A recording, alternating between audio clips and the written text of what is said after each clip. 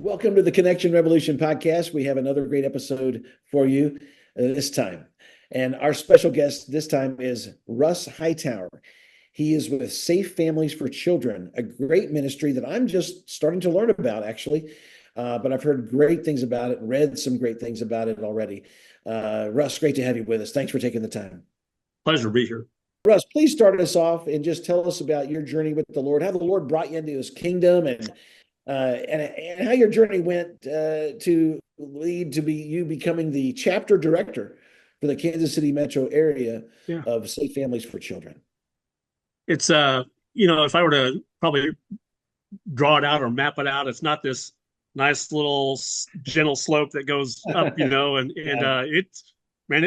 gets a little jagged and with the peaks and Yeah. valleys and so forth. But growing up, I grew up going to church. My family were churchgoers. As a high schooler, kind of hit one of those downfalls in this path, and my dad became chronically ill with cancer, Oh, and I hadn't really sought the Lord and made that commitment in seeking Him out really until about then. And at that point, I was mad, and then I just figured as I was considering college and so forth, and as my dad's condition was declining, um, just decided, you know what, I don't want to be mad at the Lord. I want to pursue Him, and so I took those steps and amen.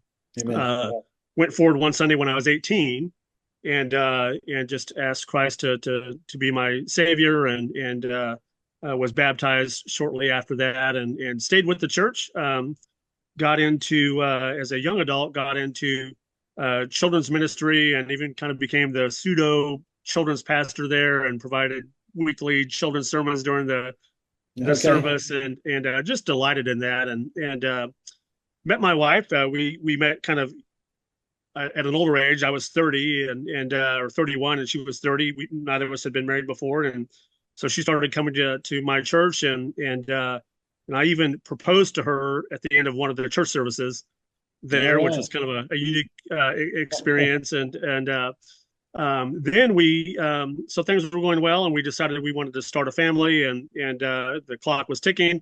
And since we got married a little bit later, and then another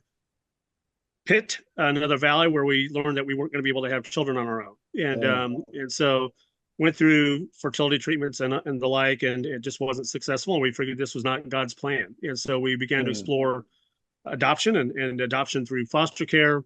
We discovered Westside Family Church, and all so right. we began attending there in 2007 with our two foster children, and we had not adopted yet. And then in 2008, we finally were able to adopt. But in the meantime, we discovered that there was a need for um, uh, maybe a small group to help just provide support and care for families going through foster and adoption Mm, and the like. And we started a small group in our home, and it quickly became one of the fastest life groups there at Westside back in the day. right. Later on, in 2009, it grew into an official ministry of the church, and we've stuck with it. As you know, that ministry was growing, we were helping to build it with Jen, and then I got laid off from my corporate work in human resources, and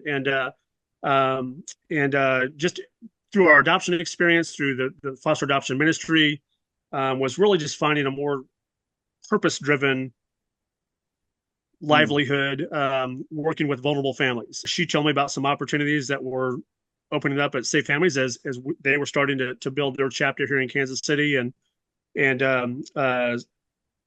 fell in love with their mission, and we knew it was a just a good fit. The end goal is this. The end goal is that the children are safe, the families are kept together, and the child in a hosting would be reunified back with mom or mom and dad or dad. And then we are deferring, in effect, we're deferring that child from going into foster care. I've mm, traveled the foster care path, and we all know and Jen Decker knows and speaks to it as well, that yeah, foster care is an overwhelmed system, and yeah. it's good for some children, but the majority of children, over 50%, go into foster care pretty much unnecessarily. It's just cool to hear about what you guys are doing in just the preventative side of things, Yeah. and how it really requires like a holistic approach, because there's so many factors that lead to a child entering foster care. And sometimes it's like very simple stuff earlier that can prevent it, like just having one person be like a friend, like the terminology you guys have, I think is great. It's like a family friend, or Family friend. Yeah. or just that Yeah. one crisis thing happened and they just need, they need grace. It's just like some Mhm. basic grace, Yeah. which, the systems that the world's going to make, like the foster care system, is going to be less inclined. It's going to be more from a rational, logical point of view, because they Right. have to Right. run the things. And so if we can just, as the church, come a little earlier with some grace, you'd be surprised how far that can go. Russ, thank you so much. This has been Yeah. amazing to learn about this great ministry, Safe Families for Children.